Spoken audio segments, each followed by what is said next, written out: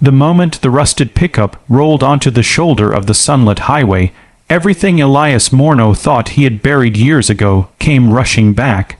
Heat shimmered off the asphalt, the sky was painfully blue, and the police cruiser ahead flashed calmly in the daylight, but when Elias stepped out to help, his breath caught hard in his chest.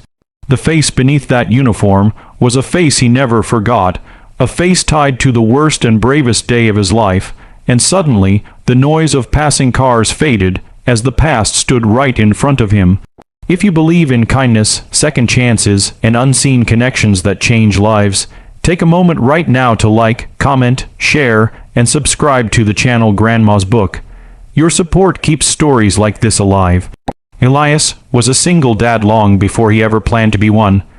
At 38, his hands were permanently marked with grease and small burns from years under hoods and beneath broken engines. His small auto shop sat just outside a quiet town, the kind of place people pass through without noticing, much like Elias himself. Every morning after dropping his 10-year-old son Mateo at school, Elias worked until his shoulders ached, fixing cars for people who barely knew his name. Life had narrowed down to routines: pack lunches, pay bills late, hide the exhaustion, and never talk about the past. The daylight hours were easier, they kept the memories from creeping in. That morning, Elias was driving home early to surprise Mateo with lunch when he saw the police cruiser pulled over ahead, hood up, hazard lights blinking uselessly against the bright sky. Elias didn't hesitate. Helping stranded drivers was second nature to him. He slowed, parked, and grabbed his tool bag, expecting nothing more than a loose belt or dead battery, but as the officer stepped forward, removing sunglasses, time fractured. The man's face was older, harder, but unmistakable. Officer Daniel Kincaid, the last person Elias ever expected to see again. Years earlier, on another bright day, Daniel Kincaid had stood in a hospital hallway while Elias held his newborn son alone. That was the day Elias's wife never came home. A hit and run, a rushed siren, paperwork signed with shaking hands. Daniel had been the officer assigned to the case, the one who stayed late, who found the driver days later, who quietly told Elias that justice didn't always feel like justice. Elias never forgot the steadiness in that officer's eyes, or the way he treated grief like something fragile, not a file to be closed. Now, standing on the roadside, Elias felt frozen, unsure whether to step forward or turn back. His heart pounded with memories he'd locked away for the sake of survival.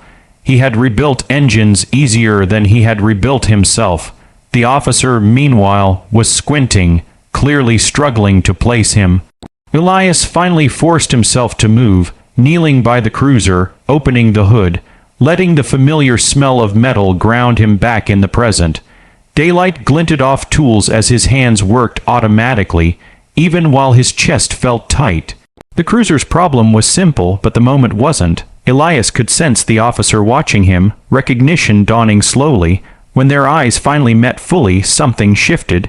The officer's posture softened, and Elias knew he had been recognized, not as just a mechanic, but as the man from a long-ago tragedy. Neither spoke. They didn't need to. Some moments didn't require words, only acknowledgement. Elias fixed the issue quickly, wiping his hands on an old cloth, ready to leave before emotions made him do something foolish.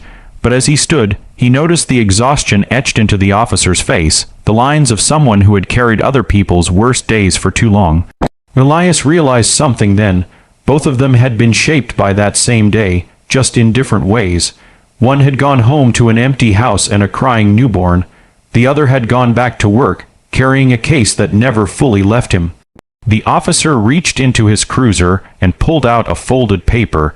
It was a citation book, but instead of a ticket, he handed Elias a small card. On it was the name of a local community fund, one Elias had quietly benefited from years ago without ever knowing who had nominated him. Child care help, emergency groceries, anonymous support that arrived when pride would have kept Elias from asking. The realization hit him harder than any memory. The help he once thought came from nowhere had come from a man who never forgot him either. Elias drove away afterward with blurred vision, pulling over once more just to breathe.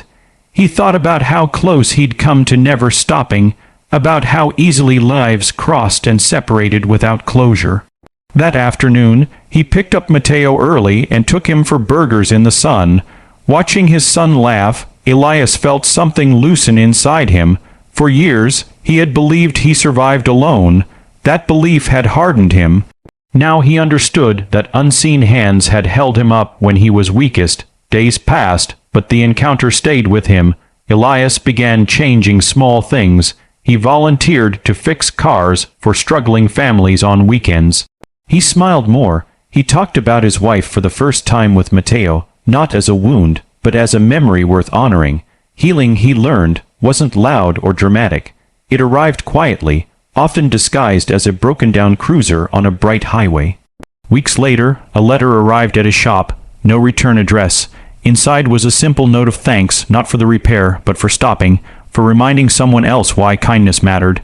Elias folded the letter carefully and placed it in his wallet, beside an old photo of Matteo as a baby. He no longer felt like a man only surviving daylight hours. He felt connected again, part of something larger than loss. Just before this story ends, please leave a comment sharing where you're watching from and what moment touched you most. It means more than you know. As Elias locked up his shop one warm afternoon, sunlight pouring across the road, he realized that some faces were unforgettable not because of pain, but because they represented moments where humanity chose compassion over indifference. If this story moved you, if it reminded you that small acts can echo for years, please like, share, and engage with this video. Your support helps keep stories of hope alive, and somewhere out there, someone may need this reminder today.